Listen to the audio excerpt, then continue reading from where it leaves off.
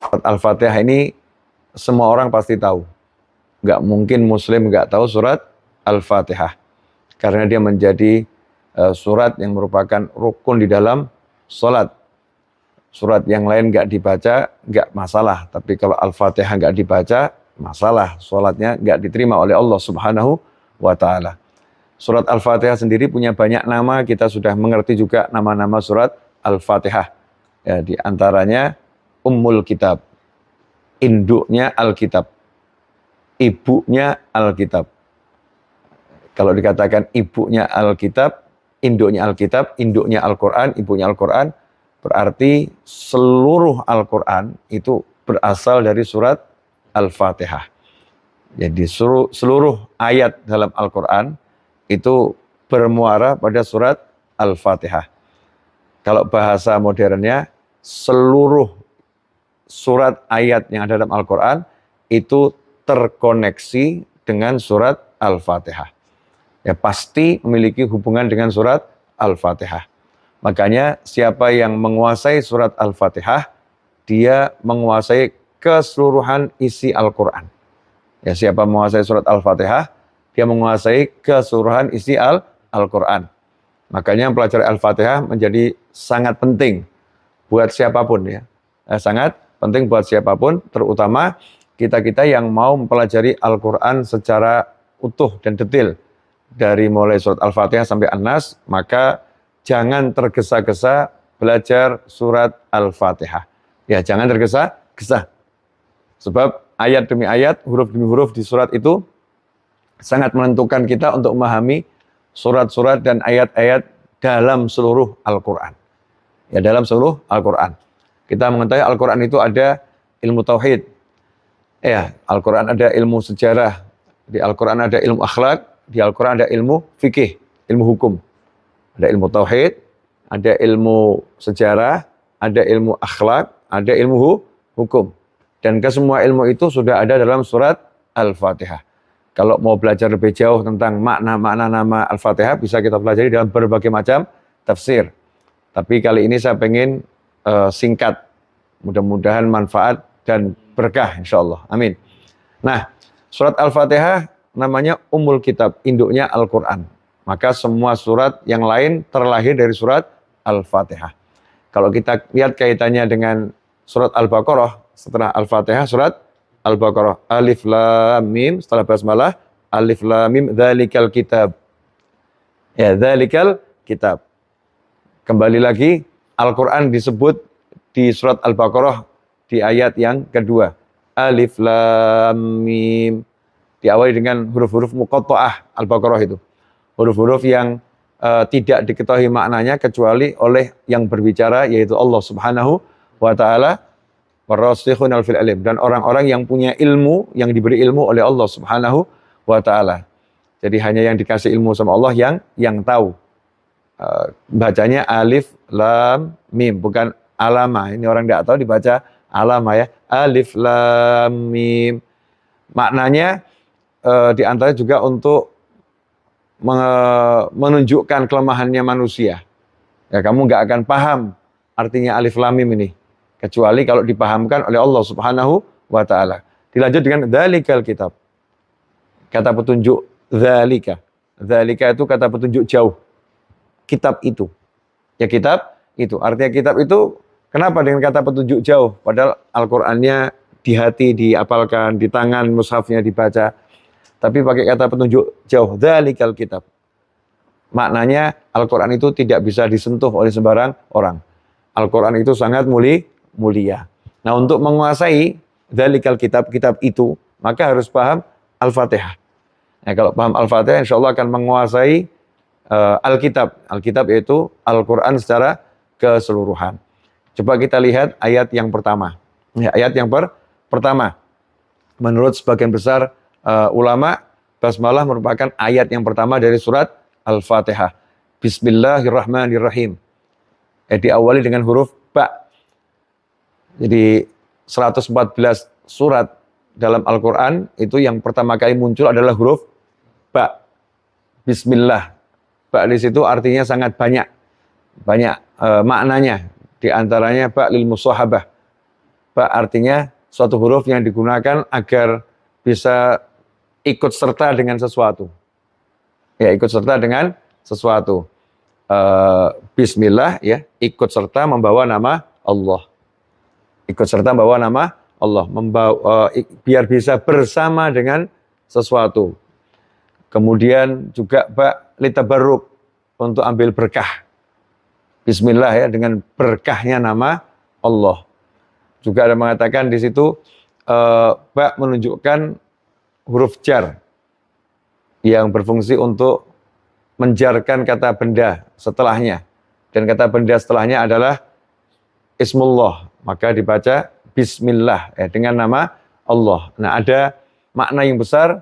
Al-Quran diawali dengan huruf jar, ba. Kalau kita mau menguasai Al-Quran 30 juz, maka kita harus menjadi manusia yang sudah mampu diletakkan di bawah. Dijarkan. Bismillah, letakkan dirimu di bawah.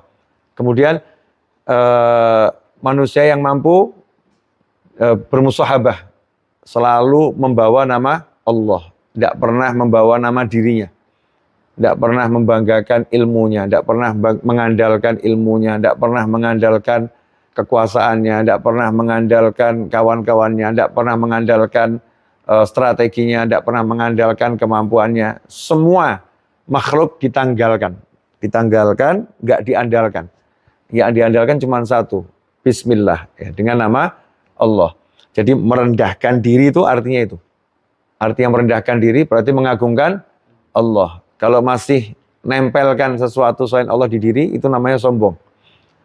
Ya, itu namanya sombong. Merasa kuat dengan ilmunya, merasa kuat dengan orang tuanya, merasa kuat dengan kawannya, merasa kuat dengan sahabatnya, merasa kuat dengan perencanaannya, merasa kuat dengan strateginya, merasa kuat, terus diandalkan, maka itu dia sudah sombong, ya, sudah sombong. Karena al-kibru batul haq wal ghamdun nas, yang namanya sombong itu menolak kebenaran dan merendahkan orang lain.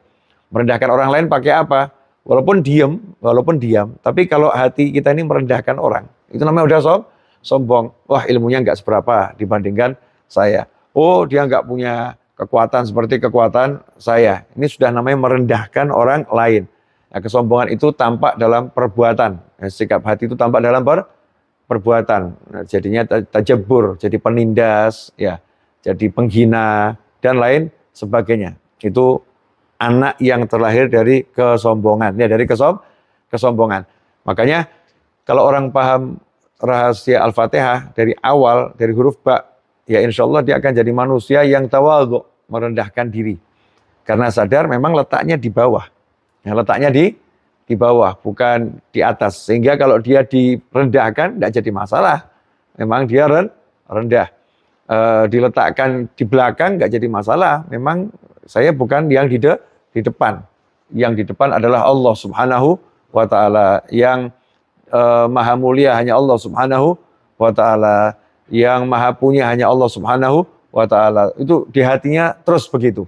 Nggak ada kesombongan, nggak ada kebanggaan, nggak ada ta'ajub, ya, berbangga diri dan lain sebagainya. Zero, letaknya di bawah. Tawadhu. Seperti dijanjikan oleh Nabi Muhammad SAW, man tawadhu'a rafa'ahullah. Siapa yang tawadhu, merendahkan diri, jar, di bawah, rafa'ahullah. Allah akan merofakkan dia. Nah, rofa itu bunyinya U, ya, letaknya di atas. Bunyinya U, letaknya di atas. Nah, siapa yang merendahkan diri, tawadhu, arti merendahkan diri itu bukan merendah-rendahkan diri, ya. Bukan terus pakai pakaian compang-comping, duduk di belakang. Orang kaya pakai pakaian sederhana, bukan itu merendahkan diri. Orang alim kemudian duduk di paling belakang, bukan itu merendahkan diri. Merendahkan diri itu di hati. Hatinya tidak ada kesombongan. Tidak ada kesombongan. Hatinya menyadari tidak punya apa-apa. Hatinya menyadari hanya Allah yang punya segalanya. Hatinya, hati. Jadi tawadhu itu adalah sikap hati, bukan sikap fisik. Kadang-kadang orang yang tawadhu, dia tampak sombong. Orang yang tawadhu, tapi tampak sombong. Pakaiannya bagus-bagus, kendaraannya bagus. Tapi orangnya di hadapan Allah merendahkan diri. Bayangkan orang yang punya segala-galanya, tapi di hatinya dia yakin ini bukan punya saya nggak punya apa-apa. Ya, itu hakikatnya tawadhu. Nah, kalau emang nggak punya apa-apa, terus saya nggak punya apa-apa, ya biasa aja. Ya, dia punya segala-galanya, tapi dia merasa saya tidak punya apa-apa, ini bukan punya saya. Itu tawadhu yang sebenarnya. Nah, siapa yang udah bisa seperti itu, menyadari segala sesuatu ini milik Allah, kekuatan milik Allah, apapun milik Allah, yang ada hanya Allah, itu hakikat tawadhu. Siapa udah seperti itu, rafa'ahullah. Allah akan merofakkannya. Allah akan meletakkannya di atas. Ya, dan bukan di atas sembarangan, marfu'. Di atas rafa'. Ya, dia paling tinggi kedudukannya. Kalau kalimatnya rafa'ahullah, Allah menaikkannya. Allah meninggikannya. Ya, maka tidak ada yang bisa menurunkannya. Ya, tidak ada yang bisa merendahkannya. Setiap kali direndahkan, ya ada upaya merendahkan, dia akan naik terus. Ya, nggak bisa dibendung. Kenapa? Karena yang meninggikan adalah Allah Subhanahu wa Ta'ala. Beda kalau tim yang meninggikan. Ada tim sukses agar dia tenar. Nah, ini nggak bisa berhasil. Ya, bisa dihancurkan, bisa direndahkan. Tapi kalau Allah yang merofakkan, maka tidak mungkin bisa direndahkan. Seperti contohnya, haul yang belum lama diselenggarakan di Solo. Ya, hari Sabtu kemarin haul, hari Ahad juga Maulid haul. Itu Habib Ali Habsyi sudah wafat 112 tahun yang lalu. 112 tahun yang lalu sudah wafat. Wafatnya di kota Sewun. Ya, 1333 Hijriah. Wafat di kota Sewun, jauh di Yaman sana, di Hadramut. Suatu ibu kota provinsi Hadramut provinsi di negara ya, Yaman. Jauh terpencil di suatu negara yang tandus. Tapi subhanallah, ya, diperingati ilmunya, diperingati akhlaknya, diperingati kebaikannya, diperingati kemuliaannya di Indonesia, di kota Solo. Ya, di Indonesia, di kota Solo. Yang hadir kemarin itu kalau saya hitung lebih dari 1 juta orang. Ya, lebih dari 1 juta orang. Nggak ada tim haul, nggak ada tim sukses haul, nggak ada yang bagian mengumpulkan, menggerakkan massa untuk haul. Bahkan tidak ada bendahara untuk haul. Nggak ada. Tanpa bendahara, tanpa panitia khusus menggalang, bahkan dilarang minta-minta untuk haul. Ya, semua berjalan sendiri. Kenapa? Rafa'ullah, Allah yang menaikkannya. Karena Allah yang meninggikannya, maka setiap orang dipilih sama Allah untuk menjadi petugas-petugasnya Allah Subhanahu wa Ta'ala. Ada yang tiba-tiba merapikan jalan, ada yang tiba-tiba merapikan tenda, ada yang tiba-tiba merapikan konsumsi, ada yang merapikan bagian airnya, ada yang merapikan tempat untuk toiletnya dan lain sebagainya. Ada yang merapikan untuk broadcastingnya, ya, untuk menyiarkan langsungnya, dan diatur sedemikian rupa oleh Allah Subhanahu wa Ta'ala. Setiap tahun yang hadir itu tambah dan semuanya senang. Ya, yang semuanya senang. Yang hadir senang, yang dihadiri senang. Dari mulai yang punya kios senang, yang dia itu jadi ojek online senang, ojek gak online senang. Ya, kemudian dari transportasi apapun juga senang, hotel-hotel senang, rumah penduduk juga senang. Semuanya senang, menyenangkan, semuanya senang. Kemudian yang hadir tambah banyak. Karena apa? Allah yang meninggikannya. Tidak bisa dihalangi. Tiap tahun akan tambah. Terus begitu. Itu sifat kalau sudah ditinggikan sama Allah Subhanahu wa Ta'ala, nggak mungkin ada yang bisa menurunkannya. Nggak mungkin bisa. Karena Allah yang meninggikannya. Itu contoh kalau orang udah tawadhu. Enggak, ada yang nanya, Habib kok bisa ngitung yang hadir haul sama maulid sekitar 1 juta orang lebih, dari mana? Ya, karena saya cek datanya, ya, bukan asal ngomong. Cek datanya gimana? Radiusnya manusia. Dari pusat Masjid Riyadh ditarik radius 1,5 kilo. Maka yang berisi penuh manusia itu lebih dari 800 meter. Radius lebih dari 800 meter itu full manusia, padat manusia.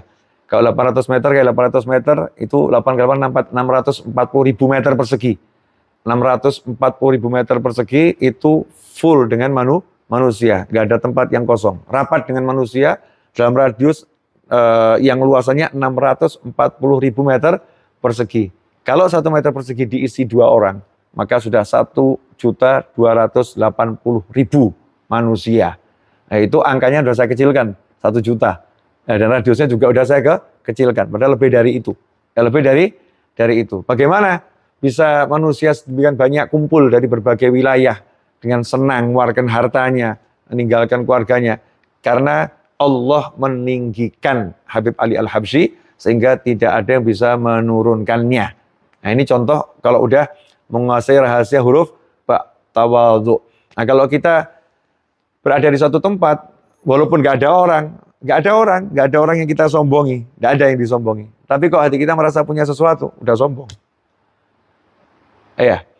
Bahkan kita nggak punya apa-apa, tapi kok merasa kita lebih hebat dari orang lain, padahal nggak ada orang di situ, maka sudah sombong. Tapi tawadhu adalah merendahkan diri, walaupun tidak ada orang dan tidak ada siapapun yang dia merendah di hadapannya. Walaupun dia di tengah hutan, di tengah Sahara, di atas gunung dia sendiri, dia merasa saya yang paling hina, saya yang paling bodoh, saya nggak punya apa-apa. Dia merasa seperti itu, maka dia manusia yang telah merendahkan diri di hadapan Allah Subhanahu wa Ta'ala. Dan manusia yang paling merendahkan diri di hadapan Allah Ta'ala adalah baginda Muhammad Sallallahu Alaihi Wasallam. Makanya Rasulullah SAW diangkat sama Allah Ta'ala ke tempat yang paling tinggi di jagat raya. Rasulullah SAW itulah yang paling merendahkan diri. Beliau yang punya segala-galanya atas izin Allah, tapi merasa nggak punya apa-apa, maka sama Allah diangkat setinggi-tingginya dengan di-mi'rajkan. Ketika Isra dijadikan imamnya Anbiya wal Mursalin. Kemudian Mi'raj diletakkan di satu tempat namanya Sidratul Muntaha sebagai simbol ujungnya jagat raya. Nggak ada tempat yang lebih tinggi dari Sidratul Muntaha, ujungnya jagat raya. Tidak ada makhluk yang bisa nyampe ke situ pada ketinggian yang paling tinggi. Kenapa diletakkan di tempat yang paling tinggi? Kenapa diletakkan pada makom yang paling tinggi? Karena Nabi Muhammad Sallallahu Alaihi Wasallam adalah makhluknya Allah yang paling tawadhu, yang paling merendahkan diri. Karena paling merendahkan diri, maka paling diangkat. Kalau kita pengen jadi orang yang paling mulia di antara manusia yang lain di hadapan Allah Ta'ala, fastabiqul khairat, berlomba-lomba untuk berbuat baik, maka dengan cara semakin sadar tidak punya apa-apa, itu semakin mulia. Semakin ada rasa punya sesuatu, semakin berkurang kemuliaannya, semakin nambah kehinaannya. Semakin berkurang kemuliaannya, semakin nambah kehinaannya. Merasa punya sesuatu dikit aja, kurang kemuliaannya, nambah kehinaannya. Tapi kalau kita sadar nggak punya apa-apa, semakin sadar, maka semakin mulia dan semakin terbersihkan dari hal-hal yang hina. Itu hakikat tawadhu dan itu ilmu yang pertama kali harus dijalankan kalau kita mau paham Al-Quran, kalau kita mau paham ilmunya Allah. Karena syaratnya mendapatkan ilmu itu, Allah nggak akan berikan ilmu kepada hati yang sombong. Allah nggak akan berikan ilmu kepada hati yang tidak tawadhu. Kenapa? Bahaya. Orang kalau sombong dengan hartanya, bahaya. Sombong dengan senjatanya, bahaya. Itu Zionis Israel tuh sombong dengan hartanya, dengan senjatanya, membuat kerusakan yang luar biasa. Ada orang yang badannya keker, ya sombong dengan kekuatannya. Lihat yang kecil-kecil seperti Yoko. Yoko begitu sedikit aja macam-macam, tonjok sama dia. Karena dia sombong dengan kekuatannya. Bayangkan kalau orang sombong dengan ilmunya. Sombong dengan ilmu, dia menggunakan ilmu bisa berbuat kerusakan yang luar biasa. Makanya Allah tidak berikan ilmu kecuali pada hati yang merendah. Kalau masih ada sombong, nggak akan dikasih ilmu sama Allah Subhanahu wa Ta'ala. Mungkin dia menghafalkan banyak hafalan. Ya, mungkin dia hafal Al-Quran, mungkin dia hafal jutaan hadis Nabi Muhammad SAW, dia hafal banyak kitab, tapi itu bukan ilmu, itu data, ya itu data, belum jadi ilmu, alat itu baru alatnya ilmu, ya alatnya ilmu, tapi ilmu itu di mana? Dalam hati, ya dalam hati. Makanya ada orang yang baca Al-Quran, tapi diancam sama Nabi Muhammad SAW. Berapa banyak orang baca Al-Quran, sedangkan Al-Quran melaknatnya. Orang itu baca Al-Quran, tapi dilaknat sama Al-Quran. Itu hadis, ya semacam itu. Makanya kalau kita pengen betul-betul menguasai ilmu, dapat ilmu, syaratnya jadi huruf ba. Ya huruf ba. Punya duit, duitnya dijadikan ba, letakkan di bawah. Punya ilmu, ilmunya jadikan ba, letakkan di bawah. Punya wajah tampan seperti saya ini, ya. Saingan sama Zaini kan saya tetap menang. Ya Zaini ya. Tergantung yang nilai siapa jurinya. Kalau yang nilai istri saya kan tetap menang saya. Kalau istri saya mau memenangkan Zaini kan ya bisa berbahaya nanti. Nah, bisa berdosa nanti, ya dia berdosa. Dalam pandangan istri kan suami harus paling tampan itu. Nah, ini kalau ada orang sombong dengan wajahnya, bahaya. Wajah ini secantik apapun, seganteng apapun, letaknya harus di bawah. Pangkat setinggi apapun, letaknya harus di bawah. Ya, boleh diinjak-injak, tidak jadi masalah. Harga diri diinjak-injak, tidak jadi masalah. Ya, nama baik diinjak-injak, tidak jadi masalah. Walaupun kita harus menjaga harga diri, kita menjaga nama baik, kita harus menjaga harta kita harus menjaga wajah kita. Tapi itu letaknya di bawah itu loh. Tidak jadi masalah kalau itu rusak, itu tidak jadi masalah selama kita tidak merusaknya. Artinya kalau dirusak sama orang, dicaci, dimaki, dihina ya. Tapi kalau kita merusaknya dengan melakukan kemaksiatan, itu tidak boleh, itu diharamkan oleh Allah Subhanahu wa taala. Atau kita merusaknya dengan melakukan hal-hal yang tidak baik, wajahnya dicoreng-coreng, ya dilukain wajahnya, tubuhnya diluka-lukain, dibentur-benturkan tembok, itu ada yang kepalanya pusing, dari sampai rutang, ketemu tembok, akhirnya kepala dibentur-benturkan ke tembok, naudzubillah min dzalik. Itu tidak boleh itu. Jangan ngomong kemudian, kan wajah saya ini memang rendah, bentur-benturkan. Tidak boleh semacam itu. Jadi merendahkan diri. Ba kasroh. Ya, kalau udah bisa kasroh, maka dia akan mendapatkan rofa. Ya, dia akan mendapatkan rofa, kemuliaan. Karena dia merendahkan diri, kemudian dia membawa namanya Allah Subhanahu wa ta'ala. Itu syaratnya orang mau mulia gitu. Saya mau kasih contoh boleh? Ya, ajudannya presiden. Ajudannya presiden itu jadi mulia gara-gara apa? Bawa nama presiden. Syaratnya dia bawa nama presiden apa? Dia harus hilangkan namanya sendiri. Kalau dia pakai namanya sendiri, namanya presiden, hilang. Jadi mulia lagi dia? Enggak, jadi biasa saja. Nah, ajudannya kiai. Jadi mulia gara-gara apa? Gara-gara Pak Yai. Nah, syaratnya dia jadi mulia, dia harus pakai namanya siapa? Namanya Pak Yai. Nah, kalau dia menonjolkan namanya, orang ngomong apa? Sok bener dia. Nah, akhirnya namanya jadi tercoreng nama dia. Tidak bagus. Ya, ajudannya orang kaya. Ya, pembantunya orang kaya. Dia jadi mulia gara-gara apa? Namanya orang kaya. Coba nama orang kayanya dia hilangkan. Namanya sendiri. Ya biasa saja. Nah, kalau kita mau jadi mulia karena Allah, ya hilangkan namamu, hilangkan nama saya, hilangkan nama kita. Makanya pangkat tertinggi adalah Abdullah, hambanya Allah.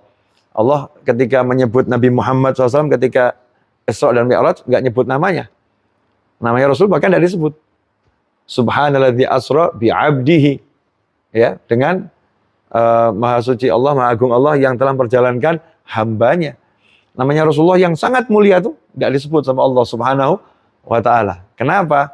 Karena kemuliaan yang paling mulia adalah nempel dengan namanya Allah Subhanahu wa ta'ala, menjadi hambanya Allah Subhanahu wa ta'ala. Itu yang paling mulia. Nah, kalau kita mau naik dengan merendah, yaitu merendah, betul-betul rendah. Nah, jangan merendah untuk meninggi, biar dia tahu siapa saya. Itu namanya merendah untuk meninggi. Nggak perlu orang tahu, nggak perlu orang paham. Ya, kalau ada orang paham ya nggak apa-apa. Itu nikmat dari Allah Subhanahu wa ta'ala. Tapi nggak perlu, nggak harus, ya nggak berupaya. Dia yang difikirkan hanya namanya Allah, Allah, Allah, Allah. Kalau udah begitu, Bismillah. Berarti betul-betul dia membawa nama Allah. Nah, kalau dia sudah bawa namanya Allah, maka akan jalan tuh nama Allah yang lain. Karena nama Allah itu yang dikenal ada 99 Asmaul Husna ya. Yang dikenal di Al-Quran ada 99 Asmaul Husna. Dan 99 nama Allah itu sudah ada di dalam dirinya Allah. Dalam Allah ada semua nama Allah. Maka begitu orang itu betul-betul bersandar sama Allah Ta'ala, maka nanti dia bisa memakai nama Allah Al-Jalal, Allah yang Maha Agung, ya, Al-Muntakim, Allah Maha Penakluk. Nanti Allah akan berikan dia kekuatan-kekuatan seperti itu.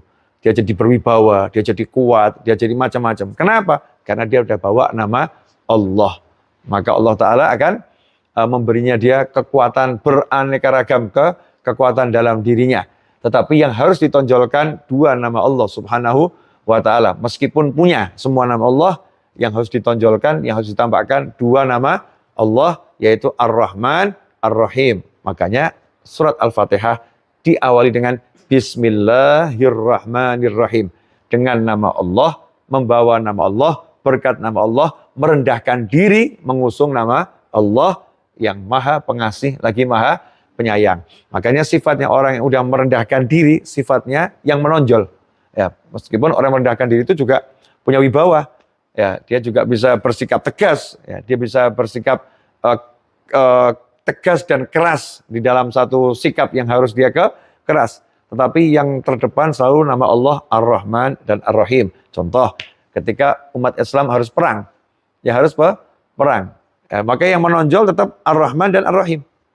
Seperti dalam perang tidak akan menyakiti anak-anak, dalam perang tidak akan menyakiti orang yang sudah tua, renta, tidak akan menyakiti wanita, tidak akan merusak tempat ibadah. Tempat ibadah agama lain tidak boleh dirusak. Ya, betul-betul dia menonjolkan sifat kasih sayang dalam segala hal. Yang menonjol itu, ya, yang menonjol itu.